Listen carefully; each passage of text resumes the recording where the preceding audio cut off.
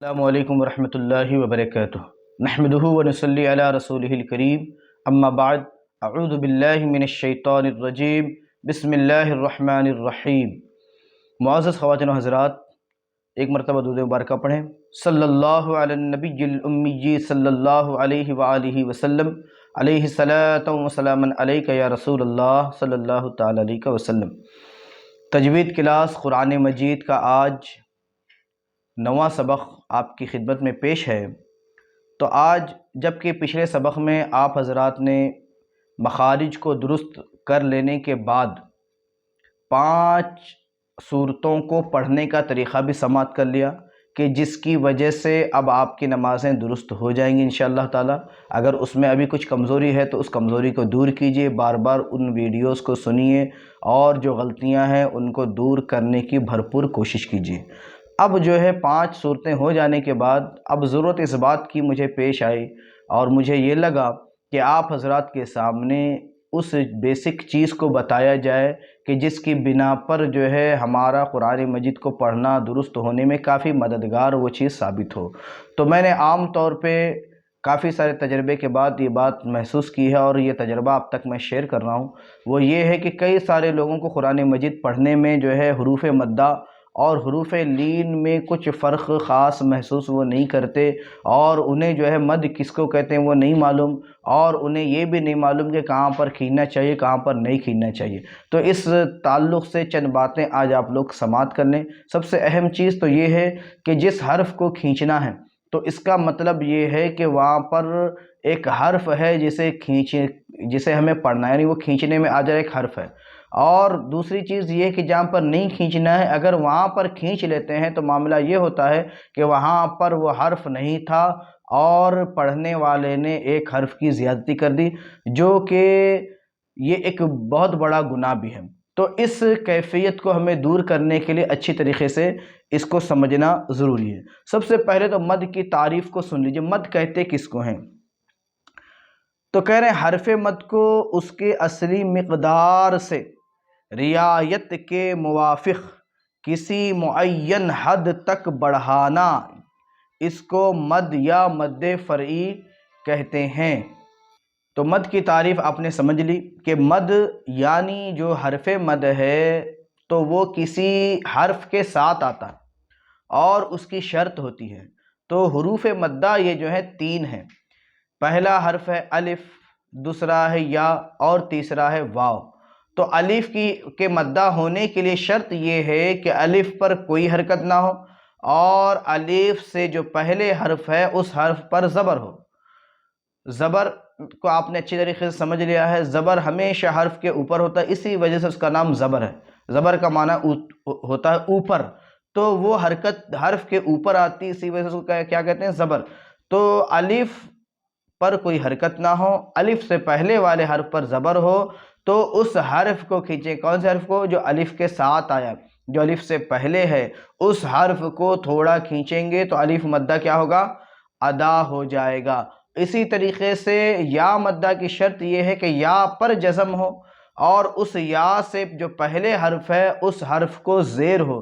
تو اس یا سے پہلے والے حرف کو جب زیر ہوگا، یا پر جزم ہوگا، تو یا سے پہلے والے حرف کو تھوڑا سا کھینچیں گے تو اسی کے ساتھ وہ یا حرف مد بھی ادا ہو جائے۔ کس کے ساتھ؟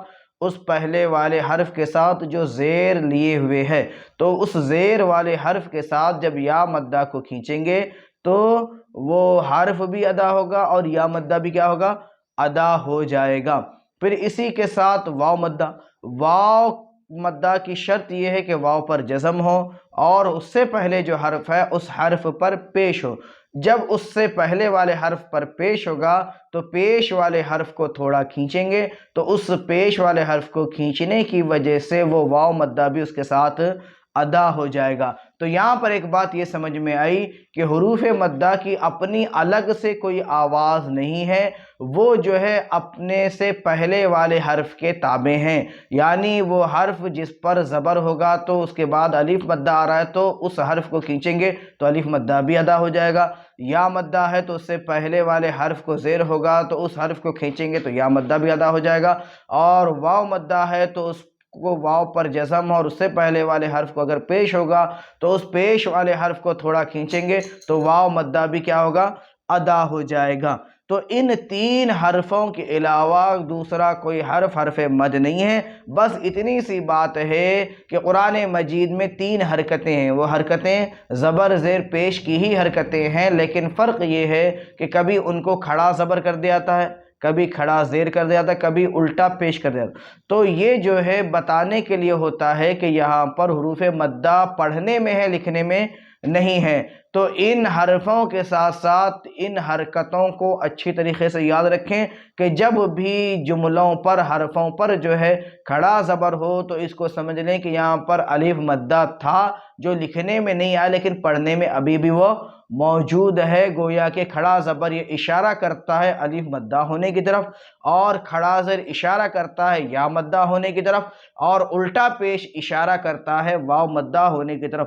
تو بات یہ سمجھ میں آ گئی کہ حروف مدہ یہ تین ہیں، انہی تین کو کھینچنا ہے اور انہی کی موجودگی کا احساس دلانے کے لیے کھڑا زبر، کھڑا زیر، الٹا پیش بھی بطور مدد ان کے مددگار بن کر آ جاتے ہیں، تاکہ جو ہے ہمیں معلوم ہو جائے کہ یہاں پر بھی ہمیں ان حرفوں کو تھوڑا سا کھینچنا ہے۔ پھر اس کے بعد جو ہے حروف لین، حروف لین دو ہیں، واو اور یا۔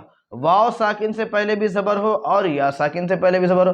واو ساکن یعنی جزم والی واو کو واو ساکن کہتے ہیں اور جزم والی یا کو یا ساکن کہتے ہیں۔ جس حرف پر بھی جزم ہوگا اس حرف کو اس کے نام کے ساتھ ساکن کہیں گے، جیسے کہ با پر جزم ہو تو با ساکن، نون پر جزم ہو تو نون ساکن، یا پر جزم ہو تو یا ساکن، واو پر جزم ہو تو واو ساکن۔ الغرض پورے 29 حرفوں میں سے جس حرف پر بھی جزم ہوگا اس حرف کے نام کے ساتھ اسے ساکن کہیں گے، یعنی جزم والی یا، جزم والی واو، جزم والا الف۔ تو الف کے اوپر جزم نہیں آتا اس لیے کہ الف بغیر حرکت کے ہوتا ہے، وہ جو ہے حرکت سے خالی ہوتا ہے، ورنہ پھر وہ حمزہ بن جائے گا۔ تو حرف لین کے تعلق سے سماعت کرنے کے ان دو حرفوں کو نرم آواز سے اور جلدی پڑھنا چاہیے۔ تو آپ کو یہ بات سمجھ میں آ گئی۔ پہلی چیز کیا؟ مد کس کو کہتے ہیں، مد کتنے ہیں؟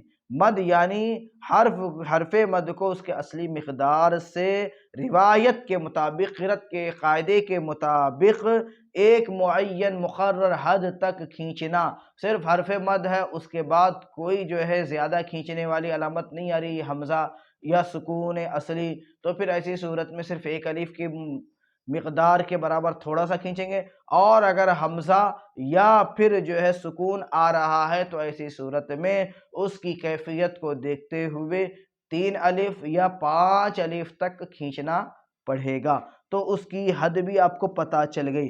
اب جو ہے حروف لین، حروف لین جو ہے نرم آواز سے جلد ادا کرنے والے کے لیے ہے، لہٰذا اس پر توجہ دیں۔ ان کا قاعدہ یہی ہے، تو اس کو اچھی طریقے سے ذہن نشی کریں۔ واو ساکن ہو اس سے پہلے زبر ہو، یا ساکن اس سے پہلے زبر ہو، تو نرم آواز کے ساتھ ان حرفوں کو جلد ادا کریں گے، جیسا کہ خا واو زبر خو، فا زبر فا، خوف ہے، خوف ہے، خوف ہے، لیکن پڑھے جانے چاہیے جتنی مقدار ہے، کھینچیں گے نہیں، جیسا کہ خوفا نہیں پڑھیں گے بلکہ خوف ہے، نرم آواز بھی ہو اور جلدی بھی پڑھا جائے۔ تو معزز خواتین و حضرات، آج کے سبق میں بس اتنا ہی ہے، اور بھی جو ضروری قواعد ہیں ان میں سے بعض قواعد کو کل ہم آپ کے سامنے پیش کرنے کے لیے حاضر ہوں گے۔ السلام علیکم ورحمۃ اللہ وبرکاتہ۔